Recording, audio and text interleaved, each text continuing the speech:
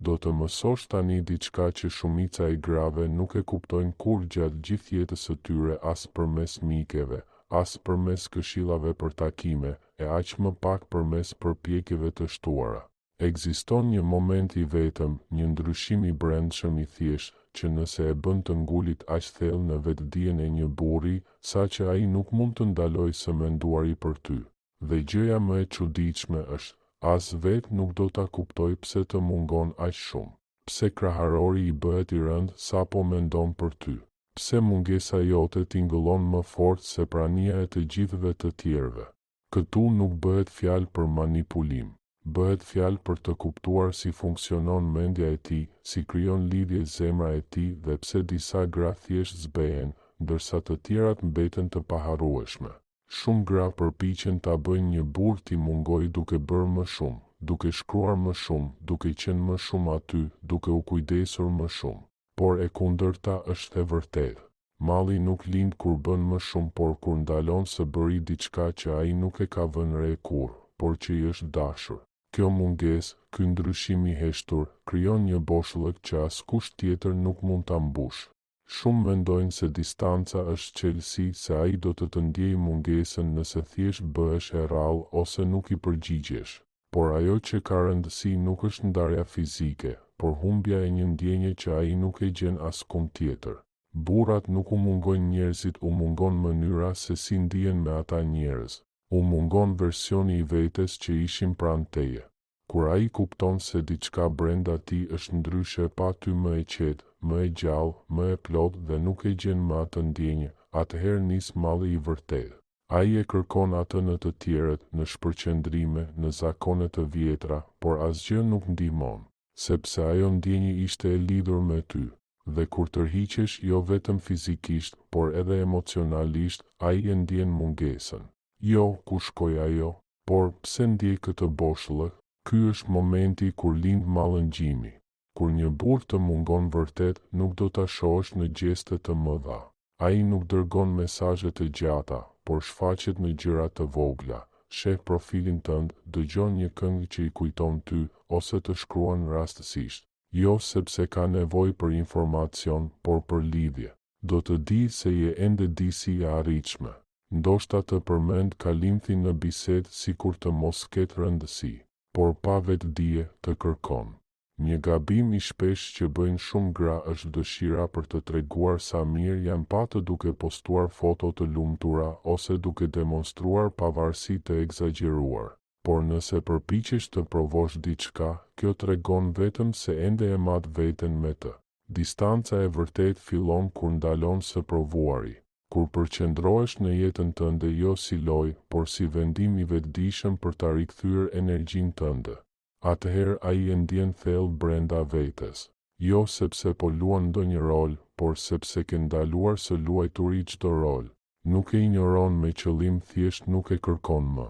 I përgjigjesh vetëm kur vërtet do, dhe nuk e bën kur s'ke dëshirë. Jeton pa pyetur veten nëse ai po të sheh. Dhe pikërisht kjo e tërheq më fort se çdo strategji, sepse kur nuk do më të kontrollosh asgjë, atij i mbetet vetëm realiteti i pastër i mungesës tënde.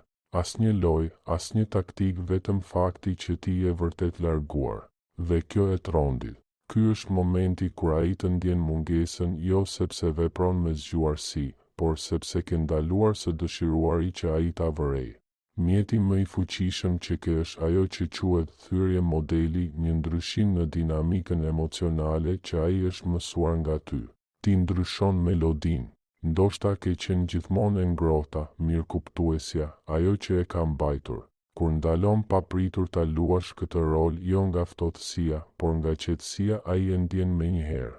Sistemi i tij nervor pret energjinë e zakonshme, por ajo nuk vjen. Dhe ndërsa përpiqet ta rikthejë ndjenjën e vjetër, kupton se asgjë nuk është më njësoj.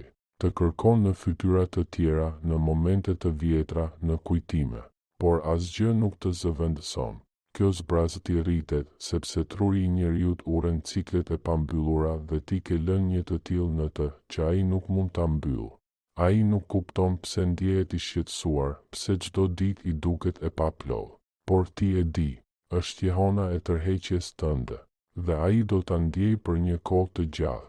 Një ndërgjegjësim i vazhdueshëm për mungesën tënde, kjo është ajo që ndjen më fort se ç'mund ta shpjegoj ndonjëherë. Dhe aty malli shndërrohet në diçka më të thellë, në nevojë. Jo vetëm nevojën për të pasur praninë tënde, por dëshirën për të kuptuar pse humbja jote ndjehet kaq e rëndë. Ky është momenti kur e kupton ti nuk je thjesht zhdukur nga jeta e tij, por i mungon vërtet në të. Dhe këto janë dy gjëra krejt të ndryshme. Njërën e harron me kohën, tjetrën e mban me vete çdo ditë derisa bën diçka për ta shuar. Këtu shumë gra e shkatërrojnë pa vetdije fuqinë e tyre. Në fillim bëjnë gjithçka siç duhet, krijojnë tërheqje, janë të pranishme, e bëjnë atë të ndjejë diçka të vërtetë. Por pastaj, kur duan që ai t'i ndjejë mungesën, bëjnë gabimin më të madh, përpiqen shumë për t'u ndjerë të munguara. Postojnë gjëra për të tërhequr vëmendjen e tij, japin shenja të fshehta, sillen ndryshe qëllimisht dhe kontrollojnë vazhdimisht nëse po funksionon. Dhe kështu shkatërrojnë pikërisht atë që do ta kishte bërë të ndjente mall vërtetësinë. E vërteta e pakëndshme është, nuk mund ta bësh një burr të ndjejë mungesën, nëse brenda vetes ende kërkon vëmendjen e tij, sepse mallëngjimi kërkon mungesë, jo përpjekje për t'u vënë re. Mendo pak, kur të mungon më shumë dikush, kur është vërtet larg, duke jetuar jetën e vet pa u kthyer pas. Jo kur bën sikur është larg, ndërkohë që syt I mban ende tek ti. Burrat ndjejnë energjinë, ndoshta nuk din ta shpjegojnë, por e ndjejnë. Kur e ndryshon energjinë tënde, jo duke u zhdukur, por duke e qetësuar, prishet diçka në imazhin e zakonshëm që ai ka për ty. Ti je ende aty, por ndryshe. Ai nuk mund ta shpjegojë. Nuk je e ftohtë, nuk je e zemëruar, je thjesht më e qetë, më pak e etur, më pak e disponueshme emocionalisht. Edhe nëse je fizikisht e pranishme, ekziston një distancë, një butësi, një grimcë e paarritshmërisë.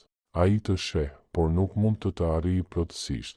Kjo krijon atë që psikologët e quajnë çrregullim I njohjes së modelit. Ai fillon të kërkojë versionin e vjetër tëndin. Të teston, bën shaka, bën pyetje që dikur të hapnin, përpiqet të rikrijojë momente të njohura. Dhe kur ti nuk reagon më njësoj, kur energjia jote mbetet e qetë dhe e tërhequr, diçka brenda ti bie në panik. Jo me zë, jo dukshëm, por brenda ti bien kambanat e alarmit. Ai pyet veten, a bëra diçka gabim, po largohet nga unë, çfarë ndodhi? Dhe këtu qëndron pika vendimtare. Ti nuk I jep përgjigje, nuk ja shpjegon ndryshimin, nuk e qetëson. Thjesht je kjo version I ri, më I qetë I vetes dhe e lë në pasiguri. Kjo mungesë dijesh, ky shqetësim I brendshëm e detyron të merret me ty. Jo sepse ti po e ndjek, por sepse truri I njeriut nuk e duron paqartësinë, sidomos jo ndaj dikujt me të cilin ndjen lidhje. Mendja e tij nuk mund të lëshojë. Kur jeni bashk, të vëzhgon, përpiqet të zbuloj çfarë ka ndryshuar. Kur jeni larg, ai luan kujtimet, kërkon shenja. Dhe sa më shumë kërkon, aq më shumë hapësirë zëti në mendjen e tij. Ti bëhesh një mister që ai nuk mund ta zgjidhë, një ndryshim që e ma gjeps. Dhe pikërisht ky mister I pasgjidhur të mban të pranishme në mendimet e tij, edhe kur je larg. Ky është momenti kur fillon malli, jo sepse je larguar, por sepse je aty, por jo më plotësisht aty. Dhe këtë mungesë të padukshme ai e ndjen si një peshë në kraharor që nuk di ta shpjegojë. Këtu vjen kuptimi që ndryshon gjithçka që mendoje se dije për të munguarin. Gratë më të paharrueshme nuk janë ato që bëjnë më shumë. Janë ato që e dinë saktësisht kur nuk duhet të bëjnë asgjë. Në çdo marrëdhënie, në çdo lidhje, vjen një moment kur burri ndihet I sigurt. Mendon se ti do të jesh gjithmonë aty, se dashuria, ngrohtësia, vëmendja jote janë të mirë kuptuara. Pikërisht këtu shumë gra gabojnë. Në vend që ta njohin këtë moment, bëjnë më shumë. Përpiqen më shumë, investojnë edhe më shumë, duke besuar se ai më në fund do ta vlerësojë dashurinë e tyre, nëse përpiqen mjaftueshëm. Por në të vërtetë ndodh e kundërta. Sa më shumë të bësh, aq më shumë në vetdia e tij bindet se ti nuk do të largohesh, se do të rrish pavarësisht gjithçkaje që ai bën. Dhe kur sistemi i tij ndjen këtë siguri, tensioni zhduket dhe me të edhe dëshira. Sepse mallëngjimi jeton në pasiguri, në hapësirën midis të pasurit dhe të humburit, në pyetjen, a do të qëndroj apo do të shkoj? Gratë që bëhen vërtet të paharrueshme e kuptojnë këtë moment, dhe në vend që të bëjnë më shumë, bëjnë më pak, jo nga manipulimi, por nga vetë respekti. Ato ndalojnë së bëri hapin e parë. Ajo ndalon së qenë ajo që gjithmonë shkruan e para. Ndalon së mbushuri çdo heshtje, së planifikuari çdo takim, së mbajturi çdo bisedë gjallë. E tërheq energjinë e saj dhe e kthen tek vetja, tek jeta e saj, tek njerëzit dhe gjërat që e kthejnë vërtet atë energji. Dhe ky ndryshim, kjo tërheqje e qetë nga diçka që dikur ishte e mirë kuptuar, krijon një boshllëk, një hapësirë ku dikur ishte prania e saj. Dhe pikërisht ajo hapësirë bëhet papritmas e pamundur për t'u injoruar. Ajo që ndodh në mendjen e tij është magjepsëse. Fillimisht, ndoshta nuk e vëren me vetdije, por trupi i tij e ndjen. Rutina e tij e ndjen. Ritmi emocional i ditës së tij ndihet jashtë sinkronit. Diçka mungon dhe ai nuk mund të thotë çfarë. Pastaj, ngadalë, hyn vetdija. Ajo nuk ka shkruar, nuk ka pyetur, si zakonisht. Duket e qetë, por di si e largët. Çfarë po ndodh? Dhe sepse ti këtë ndryshim nuk e ke folur, nuk e ke shpjeguar, nuk ke kërkuar reagim, ai nuk mund ta kategorizojë si konflikt apo dramë. Ajo mbetet brenda tij si hutim, si shqetësim, si një ndjesi në rritje se diçka ka ndryshuar, dhe ai nuk mund të bëjë asgjë. Kjo ndjesi e humbjes së kontrollit, ky është shkaktari i mallëngjimit. Për herë të parë ai pyet veten nëse do të jesh aty nesër, nëse energjia jote do të kthehet, nëse po humb diçka që as nuk e dinte se e kishte. Kjo frikë e heshtur, ky shqetësim i brendshëm e bën të ndjejë mungesën tënde kudo, në heshtjen e telefonit të tij, në boshllëkun e mbrëmjes, në mungesën e pyetjes tënde, si ishte dita jote? Ai fillon t'i mungojnë gjërat e vogla, mesazhi yt i mëngjesit, të qeshurat e tua me shakat e tij, ndjesia se ishte interesant vetëm sepse ti e dëgjoje.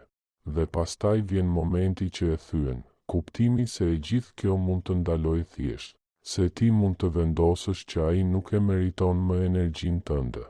Pa pritmas, ti nuk je më konstanta e sigurt, por ajo që ai më shumë friksohet ta humbas. Kjo është fuqia e mosbërjes në momentin e duhur. Nuk është lojë, është vetë respekt. Do të thotë të vlerësosh veten mjaftueshëm për të mos performuar më për dikë që ka pushuar së qenë i pranishëm. Dhe kur e bën këtë vërtet e bën nuk bën që ai vetëm të ndjejë mungesën. E bën të vërë në dyshim gjithçka që ka besuar për ty dhe për veten. Tani ke kuptuar diçka që shumica e grave nuk e kuptojnë kurrë. Të ndjejnë mungesën nuk ka të bëjë me të bërit më shumë, por me diturinë se kur duhet të lëshosh. Ka të bëjë me krijimin e hapësirës që dikush të ndjejë mungesën tënde, në vend që të provosh pafund praninë tënde. Ke kuptuar se burrat nuk u mungojnë njerëzit, u mungojnë ndjenjat, dhe se gjëja më e fuqishme që mund të bësh është të krijosh një ndjenjë që ai e lidh me ty dhe pastaj t'ia heqësh qetësisht qasjen ndaj saj. Por para se të përfundojmë, ka diçka vendimtare që duhet të kuptosh. Gjithçka që ke mësuar këtu është e fuqishme. Funksionon. Do ta bëj të ndjejë mungesën ndoshta deri në obsesion. Por pyetja e vërtet nuk është, a mund ta bësh të ndjejë mungesën? Por, a duhet ta duash këtë? Sepse kjo nuk ka të bëjë me kontroll, as me ndëshkim, as me lojra derisa ai të kthehet duke u përkulur. Ka të bëjë me diçka më të thellë, me rikthimin e energjisë tënde, me njohjen se kur po jep shumë, dhe me forcën për të ndaluar. Ka të bëjë me kuptimin se prania jote është një privilegj, jo një e drejtë. Nëse dikush nuk e nderon këtë, nuk ke pse ta bindësh. Thjesht duhet ta kthesh vëmendjen aty ku vlerësohet vërtet. Prandaj po përdor atë që ke mësuar. Tërhiq energjinë tënde. Krijo hapësirë. Lëre ta ndjej si ndihet jeta pa ngrohtësinë tënde, por bëje nga vetë respekti, jo nga strategjia. Bëje sepse meriton më shumë, jo sepse do të arrish një rezultat. Sepse kur e bën këtë, ndodh një nga dy gjërat, ose ai zgjohet, E ndjen mungesën tënde, kupton çfarë kishte dhe kthehet me përpjekje të vërteta, me qëndrueshmëri dhe vlerësim të sinqertë. Dhe kur ndodh kjo, ti do ta dish që është e vërtetë sepse nuk pate nevojë ta kërkosh. Thjesht ndalove së pranuari më pak nga ç'mendon se meriton. Ose ai nuk zgjohet. Qëndron rehat, i distancuar, me përfshirje të ulët. Atëherë ke përgjigjen tënde. Ai nuk ishte njeriu yt, sepse ai i duhuri nuk ka nevojë të humbas për të kuptuar vlerën tënde. Dhe nëse të humb, do të lëviz qiellin e tokën për të rikthyer. Prandaj mbaj mend një gjë, ti nuk je e vështirë për t'u ndjerë mungesa. Nuk je e vështirë për t'u vlerësuar. Thjesht ke dhënë energjinë tënde njerëzve që nuk ishin gati ta pranonin siç duhet. Kjo nuk thot asgjë për vlerën tënde, por thot gjithçka për aftësinë e tyre për të dashur. Versioni yt që e kupton këtë, që e tërheq energjinë pa faj, që mund të largohet pa u kthyer, që e do veten mjaftueshëm për të mos luftuar më për dikë që nuk lufton për të, ky version nuk do të harrohet kurrë. Nuk është vetëm ajo që mungon, është ajo që mbahet mend për gjithmonë. Prandaj ndalo së përpjekuri aq shumë për të qenë e paharrueshme. Thjesht bëhu gruaja që di kur duhet të shkojë. Dhe beso ai do ta kaloj pjesën tjetër të jetës së tij, duke dëshiruar t'i kishe dhënë një arsye për të qëndruar.